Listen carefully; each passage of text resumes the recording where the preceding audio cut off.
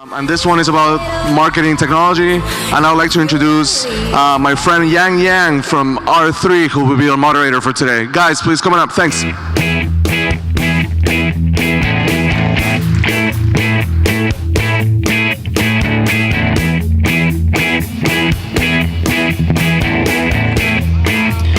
I think we have, should we sit over here? Cool. Yeah, please. Go for it. Okay, hi everyone. In case you're wondering, we are at the Martech Revolution panel. So hopefully you're at the right one. Marketing technology is enabling marketers to do so much more than ever before.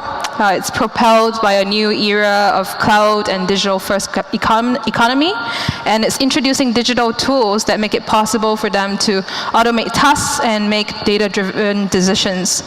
With all of the publicity around Martech and everyone's seemingly already on board what is a speeding wagon, we thought that we would use our time today as an opportunity to kind of take a step back, take stock of the situation, and address some of the fundamental questions that everyone that's part of this revolution will inevitably come to encounter in that journey.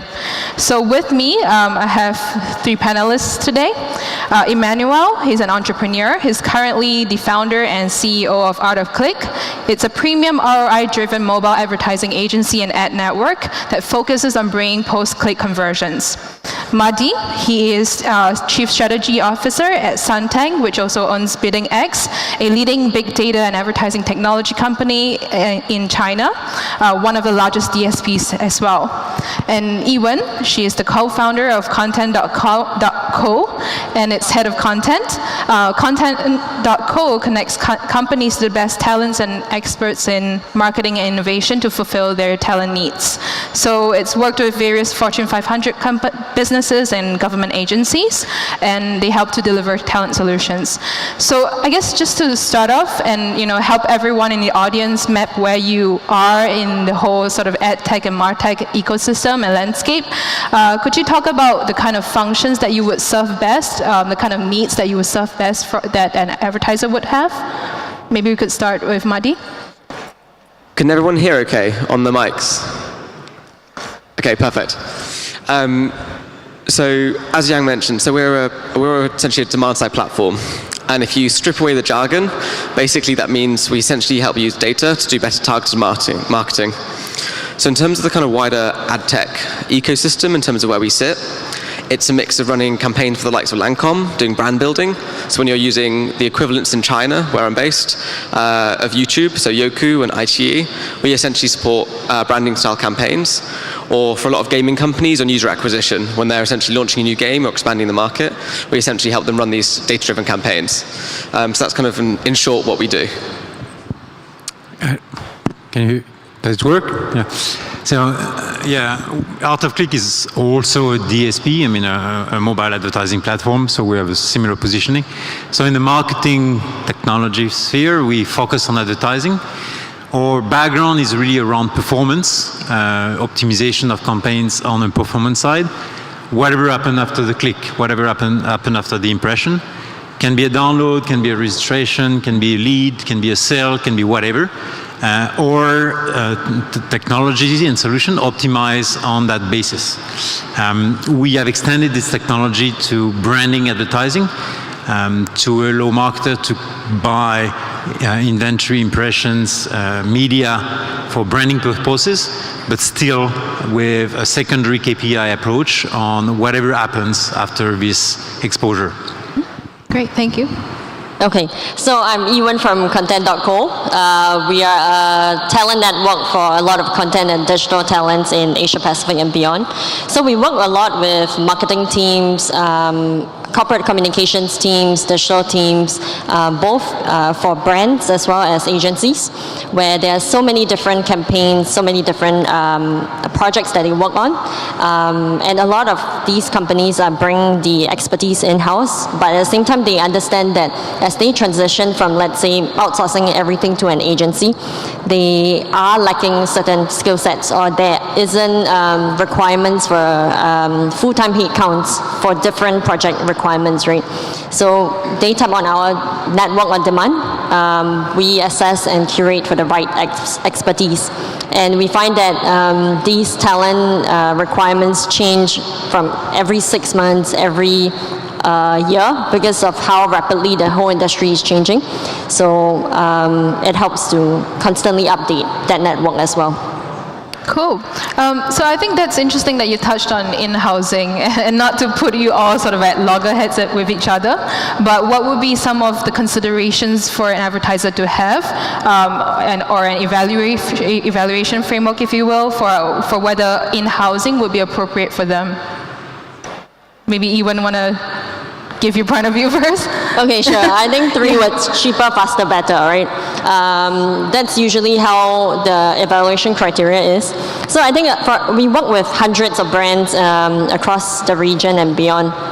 And the best managers are always those that are able to find a more specialized and a more affordable solution, right? I really think that's the essence of it, right? Yes, I think on the programmatic side, when it comes to in-housing, I think it's about choosing, 1, how big the scale you have for your internal teams, and then 2, if you've got your own technologies that you're actually trying to use, and the markets you operate. So for example, what we find with a lot of the global brands, some of their ad tech stacks are built on Google or Facebook or other platforms, and actually in the Chinese market for us, the technology is completely different. So actually for some of the areas that we operate in, it's harder to do in-house, or if they do, they just need to make sure they have building the right capabilities from an optimization perspective. Right. Because also whether they're working with an agency or working direct or trying to do it in-house, fundamentally you need to build a kind of culture of having data-driven teams who can really go run and optimize campaigns properly. So I think it's really about understanding your internal capabilities and actually where you want to play.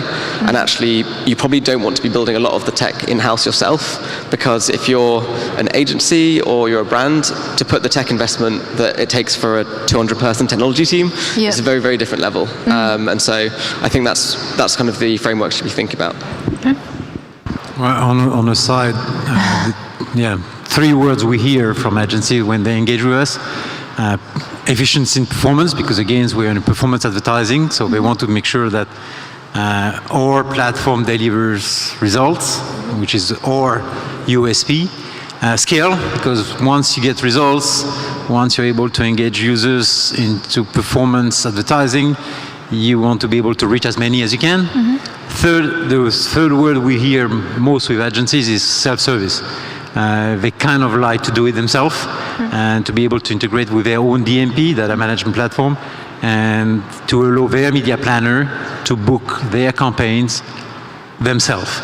So that's really the 3 words we are seeing most and most in all of the pitch we are facing. Yeah. Cool. Okay.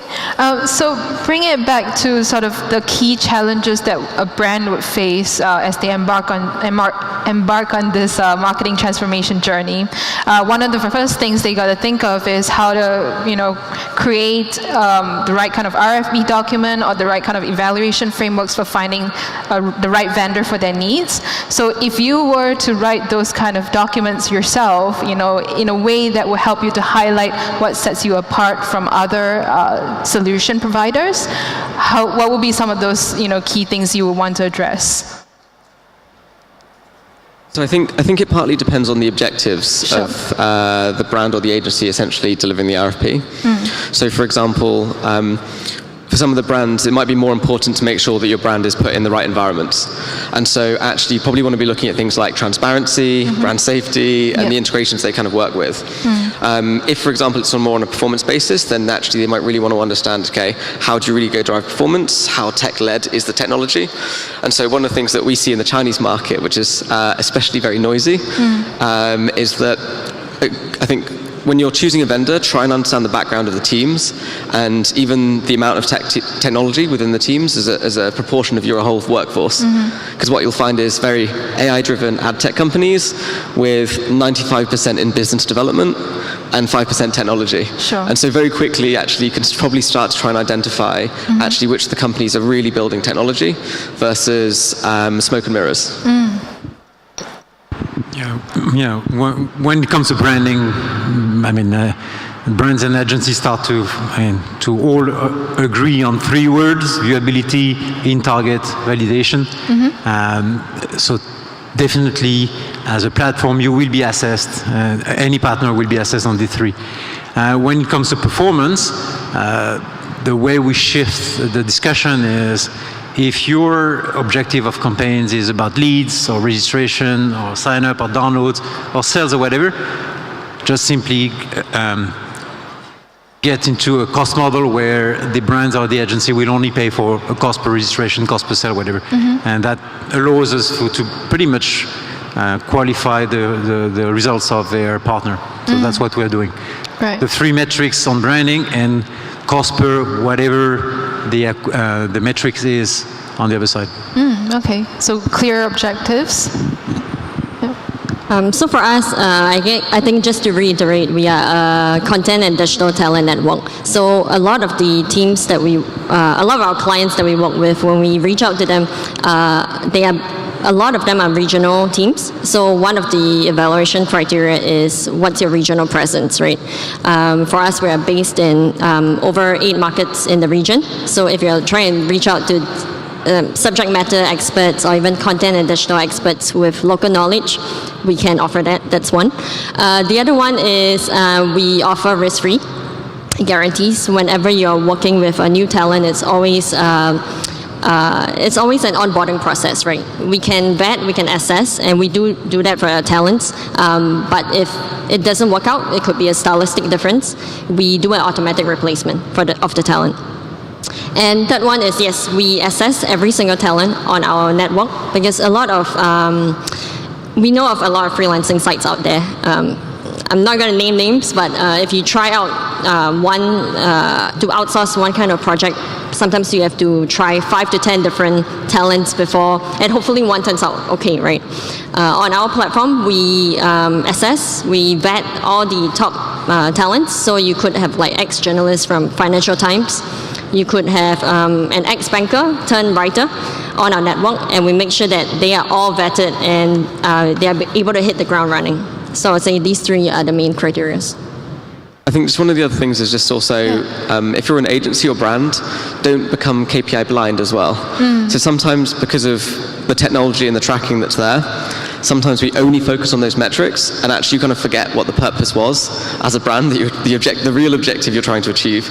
And often KPIs are a proxy, not the actual objective. Right. And so also take some of it with a pinch of salt as well, to try and make sure that you actually are being sensible from a brand perspective and a creative perspective around when you're delivering campaigns.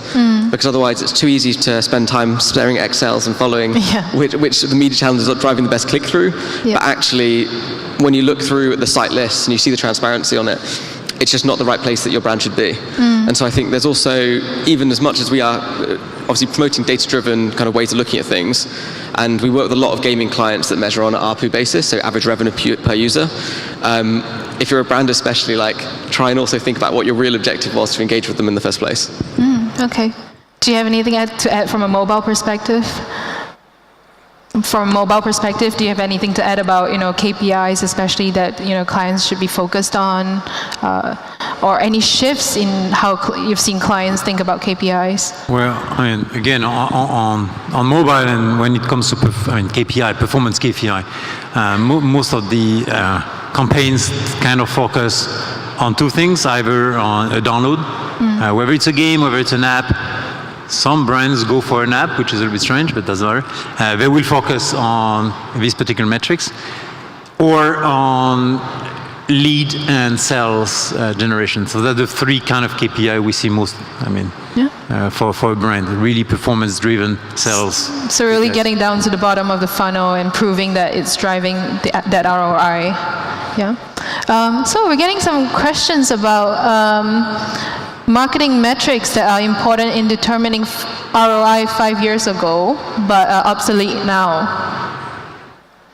So it's easy, I guess, to throw out the CPMs, for example. I think relating to this conversation we've been having on KPIs. Any thoughts on that? Okay, so I think one big mistake that a lot of companies used to go for is just pure impressions, right? Or some even look at just pure traffic. I think as technology advances, there are so many more different ways of, or more meaningful ways of evaluating the success of every different campaign, right? So we have some clients that look at the main metric as time spent on page, right? Where it doesn't really matter how many people that you reach out to, right? Because that can easily be boosted. But they look at time spent on page because at the end of the day, if you're not engaging with your audience, you're not building a relationship with them. I think that's just one example, but it's getting more and more mature, how brands are looking at KPIs. Well, I think the number one metrics which is disappearing, to be honest, is click-through rate, CTR, and the cost per click, CPC. I think all the marketers and all the have realized that these metrics more or less means nothing. There have been so much fraud around that. There have been so many big finger kind of metrics. And whether you click on an ad or not doesn't necessarily mean that you are engaging with the ad and with the brand. So these metrics, actually, in our brief, we don't see it anymore. We see anything after that. The click is only at the beginning of the journey. Yeah. What happened after that is what really we focus now. So click-through rate is something I don't even hear anymore, and that 5 years ago was more or less in every single pitch, or that's something that's more or less disappearing. Right. And I guess on that point, you touched on fraud. So what are some of the, I guess, from a talent perspective or from your companies, what are some of the measures you've taken to assure brands of the, what you can do to mitigate the risks? Yeah, so I think, especially if you're on the branding side, definitely make sure that you're also working with some of the brand safety vendors and anti-fraud vendors. So most scaled programmatic players should have integrated with some of these kind of companies, and they'll be both local ones or some of the global companies as well that you would have heard of. And basically just make sure that you're in the right places, it's not on any adult sites, all sorts of other areas that it's harder for you to kind of measure otherwise. So do just make sure that you are working with those kind of players, because otherwise you're taking risks and you don't know it's there. Yeah, I mean, again, when you work on, performance campaign, where it's all about optimization of the media placement, the creative, the channels you're using, yeah, you have to fight against frauds, because that's the number one thing. Before you start to optimize, you have to remove the junk. And in digital advertising, fake clicks, fake impression, fake downloads, which is a new thing in the last 2 years, have been polluting the results. So yes, we have invested quite a lot in intelligent artificial, in artificial intelligence, into machine learning to actually not only detect basic metrics of frauds, where there are some standards now in the industry that we can recognize any fraud or this, but also into pattern recognition. Because we are running campaigns across, Asia, not necessarily world, on every single phone, every single OS, every single vertical. We now have a database of typical pattern of traffic per vertical, per country. So if a new campaign on a particular traffic source is not aligned with the statistic and the average, well, that's a clear flag. So yeah, we do spend a lot of time and a lot of engineering efforts into learning what fraudsters are doing so that we can actually detect it. Once we detect it, obviously we block it, then we can start to optimize results. Pollution obviously has to be clear before you can do anything in performance. Yeah. Any thoughts on, the necessary talents on a team to, pay attention to these sort of issues, or is that something that should just be sort of par for course? So I think the very first level that we as a network do is we vet everyone, right? And we present to clients the top 5%. But even then, as I shared before, every match is always getting to know you journey. It could be a stylistic difference where it doesn't work out. So we always offer the risk-free guarantees for clients. If you don't like someone, we will do an automatic replacement for that person. The other thing that I think helps help them get buy-in from their stakeholders is it's on demand. So instead of going for like a 1-year contract, you can hire the talent as and when you need to.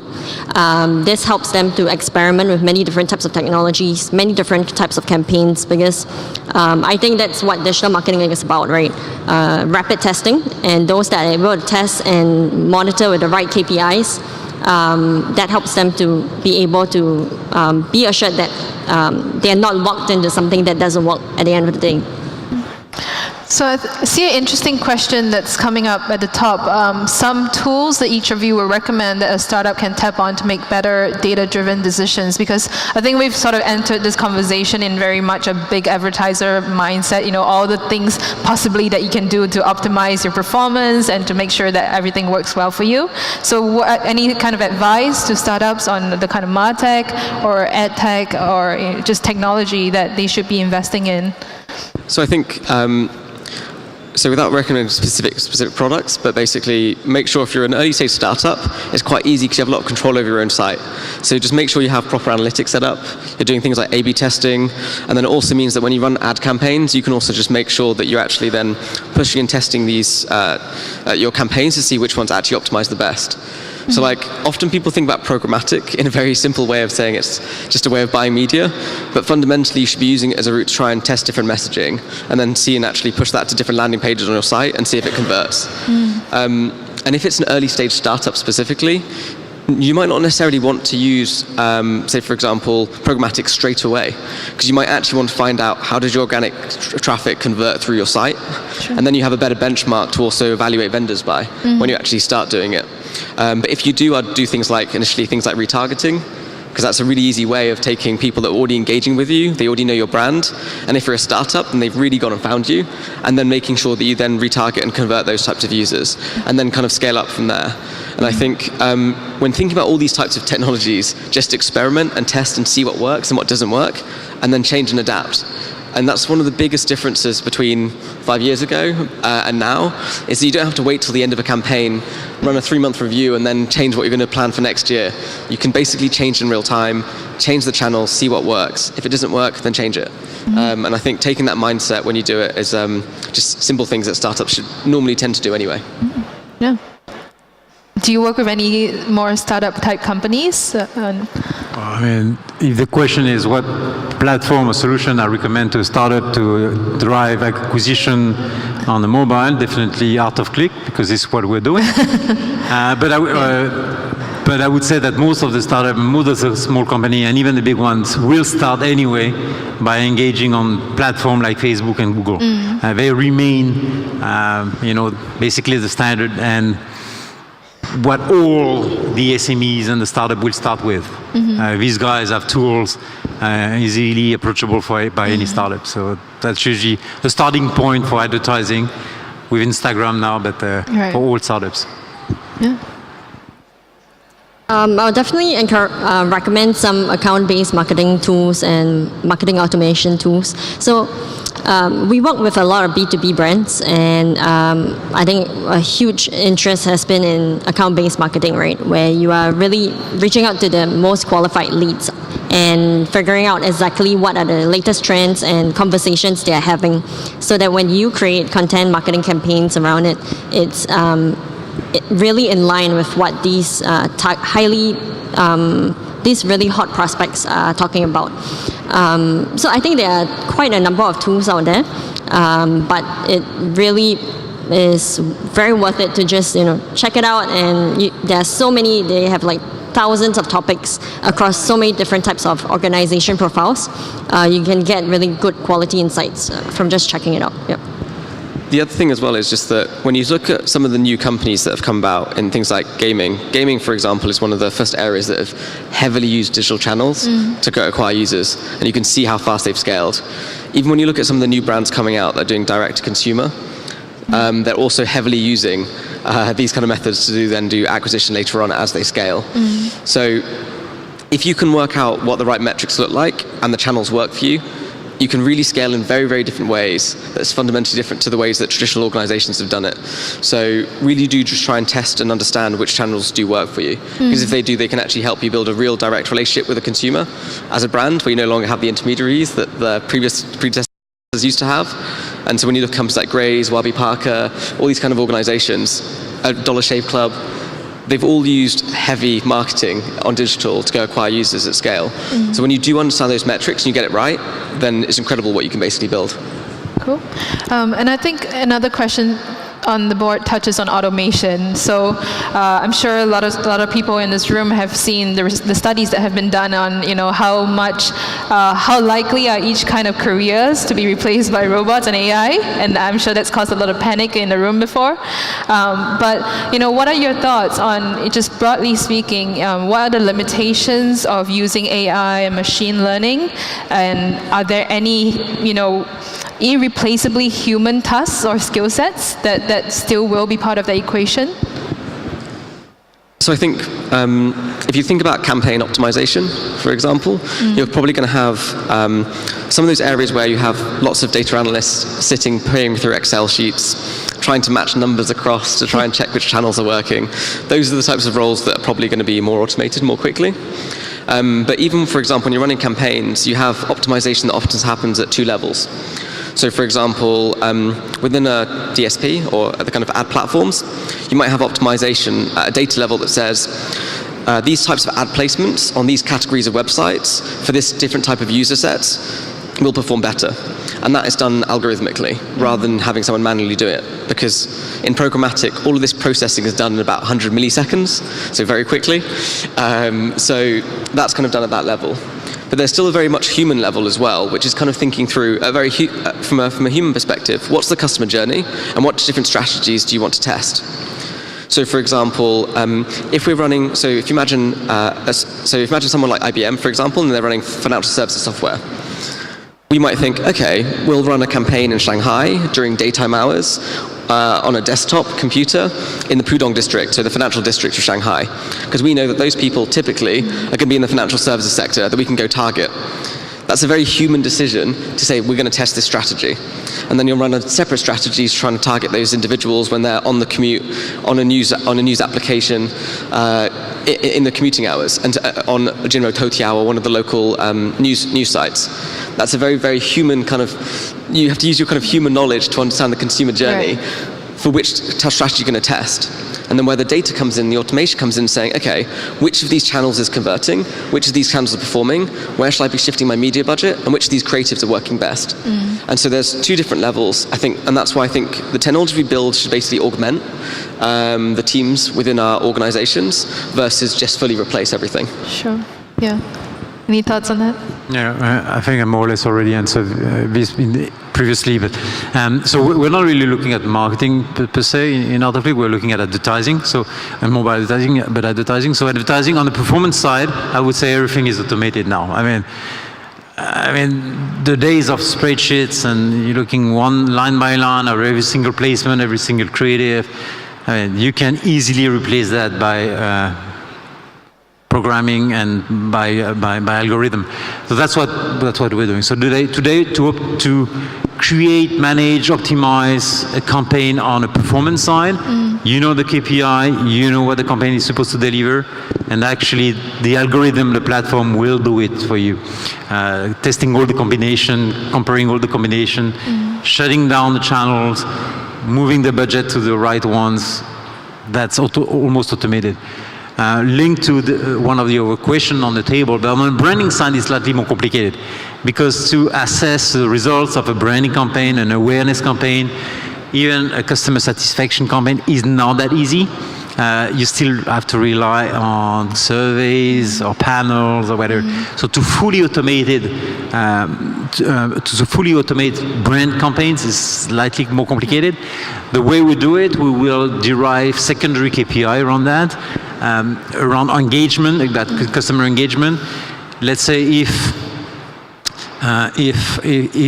you start to optimize your campaign on engagement metrics, whether it's you're forwarding to a friend or you're registering to a newsletter or whatever, likely you can start to test and assess the branding aspect and optimize on it. I know no one who will forward to a friend a campaign or a product if he has not seen it and if he doesn't like it or he wants to make a joke. So measuring and optimizing on secondary KPI can help you to automate part of the branding advertising. Not 100%, but part of it.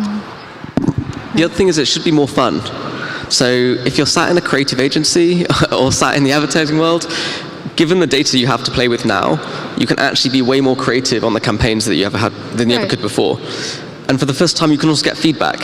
So if you're sat in the creative industry and you're basically creating these ad creatives, go and ask for which of these creatives are actually performing better. Because you can start A/B testing creatives and actually start to better inform your own creative process. So although the kind of actual execution of the campaigns happens further along, go find out how you get that feedback back from the vendors or back from the other agencies that you work with, whether it's internal within one of the big groups or whether it's another agency you work with, because then you can actually find out the first time you can actually get the feedback, which is otherwise really rare, especially on the creative side. Not much more to add, but I would just say in terms of the talent front, I used to be a journalist at Business Times, and at a point I think a lot of journalists were talking about how AI could replace content writing, right? So the parts where AI could already come in was certain things like reporting on sports results or financial reports, because all these are all just information data you can gather from what's online, right, and just bring it together. But as we move on to more personalized and more opinion-driven content, more thought leadership content, I don't think these will be able to be automated in the near future. If it is, then good luck to all of us, right? Terminator time. Yeah. Cool. I think all of our talk around, KPIs and the right kind of KPIs to look at has sparked this thought about, what about specifically on an e-commerce platform where how do they market their products effectively and efficiently if they have tons of SKUs that will change daily and rapidly according to trends? So any advice on how to, what should be the key drivers of optimization?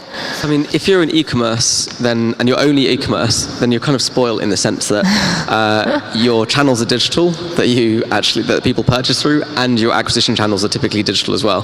So it's much easier to track your ROI than if you're a kind of classic FMCG brand that has retail presence. And if you've got massive SKU bases, again, when talking about automation, this is where you should be using things like dynamic creatives, which basically means that you can pull in your SKU set, automatically create different ad creatives for different cohorts, and then you can start to match that based on what they've looked at before. It's the same kind of technology that sits behind Amazon when you basically go wander onto Amazon store, and they say, oh, you've just bought 0 to 1. Okay, why don't you go buy The Hard Things About Hard Things by Andreessen Horowitz. And so you can try and go find, you can do these kind of recommendation systems for different types of SKU sets.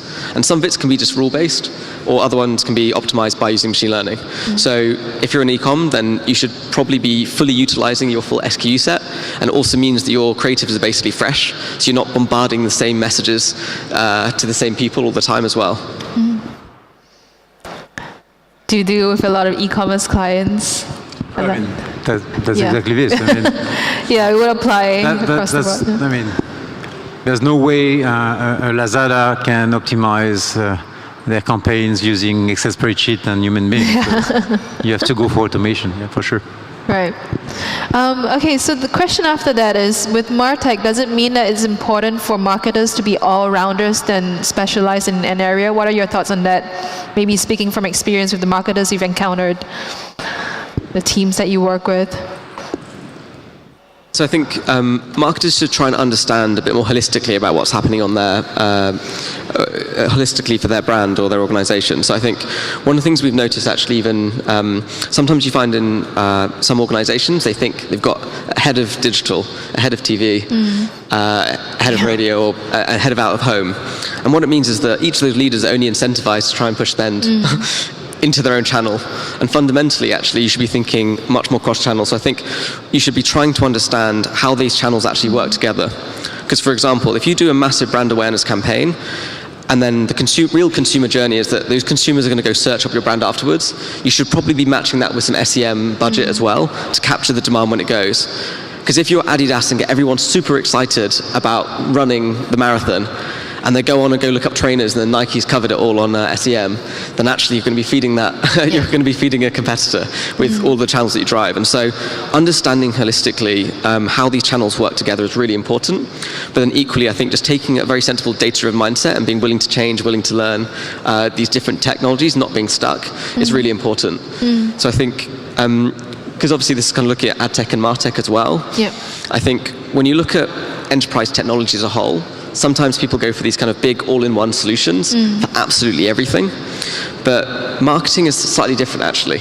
So if you kind of pick apart the industry, often companies go for best-of-breed technologies in core areas. And so it doesn't necessarily mean to have everything in the marketing cloud. In the same marketing cloud. And so when you think about that as well, it means that, because this is driving ROI and revenue for you as an organization, you want to be choosing the best tools. So you as a marketer also should be willing to change tools as well and test. So I think that's really important. And what about in terms of the roles that you've been looking at? Have there been more specialized focused or more generalized focused these days? So I think talent network, most of them are specialists. But in terms of marketing, a lot of marketers that we work with, they go by the T-shaped marketer, right? So where you really specialize in one area, but you do have a good understanding across the board, right? So especially with all these new trends and new technologies being introduced every single day, it's more important than ever for the marketers to just keep their eyes peeled out on the ground, listen to the latest trends, what's happening, so that they can identify the right partners and the right talents to, or even the right technologies to take their projects forward. Right, so I think we have time for one last thought from everybody. If we were sitting on this panel again next year, what do you think are the hot topics we would be talking about in the area of ad tech or martech? I mean, I've been sitting in this room for a few sessions. It's all about innovation, it's all about martech and whatever. There's one word I've not heard so much, which I'm a little bit surprised, because it's quite in the buzz everywhere, which is blockchain. I'm a little bit surprised that conversion rooms have not been touching this. This is definitely, I mean, blockchain technology is definitely going to be impacting martech. Probably not yet, because most of the innovation is more right now at the conception stage and development stage, but definitely in a year. I'm sure at least 3 of the session today will be on blockchain technology and its impact on advertising, on marketing technologies. Yeah. So I think those kind of areas are interesting areas to look at, but I think we should be looking at when it heads into the kind of really application level versus technology itself. So for example, like if we really wanted more transparency in the industry, there's probably easier ways as well. So I think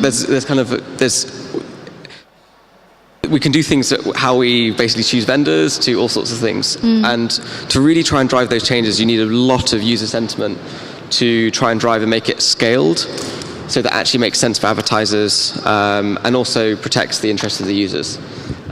So yeah. Okay. Any thoughts? Probably, I think, roughly around the same as well. Yeah. Around data, around different technologies, around marketing automation. I think we're just at the tip of the iceberg. Yeah. Okay. Any brave souls want to stand up and pose a question? We've got about a minute left. So just a quick point on kind of looking at the future of ad tech and martech. Yeah. I would generally suggest that everyone spends loads of time in China. As a Brit, basically based out in China, when you see what's happening out there, it's frankly incredible. The levels of data that these organizations hold, how they use it, new channels they're looking at, when you look at mini applications within things like WeChat, to how they're using some of this transaction data and things like, I saw someone was asking about banking earlier, they're using this transaction data for looking at credit scoring in different ways, and they pull in all sorts of different social data, demographic data that we'd use in the ad world, but for whole different use cases. Really go spend and see how these organizations are running, because it's frankly incredible. And if you imagine a world where you have really short consumer journeys, i.e. where people are purchasing on mobile with just your finger, that's really what it exists like in China. And so when you look at the new brands coming out, when you look at the new platforms, and you think about how they can use digital and really go convert and use digital acquisition channels, it's frankly really amazing. And so I'd really suggest that everyone here who sat out in Southeast Asia, some of these markets in Southeast Asia are closer to the Chinese market than than they are the London markets or the US markets.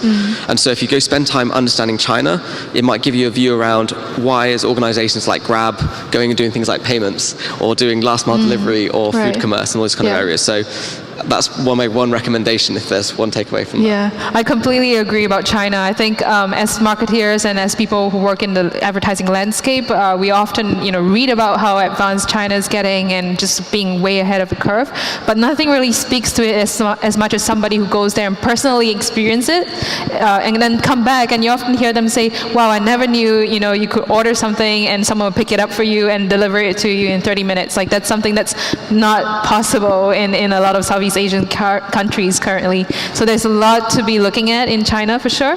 And thank you everyone for all of your thoughts and sharing all of your opinions. I think we had a really nice representation today from various angles of people who work around the Martech and EdTech landscape. So thank you very much for sharing your thoughts and for the really good questions from the floor. So great. Nice speaking to you, all of you, and meeting you. I hope that was a good session for everyone as well. Hope that it assures some of you with some of the thoughts that you might already be having, or if it sparks new thoughts, that's even better. Thank you. Thank you. Thank you so much.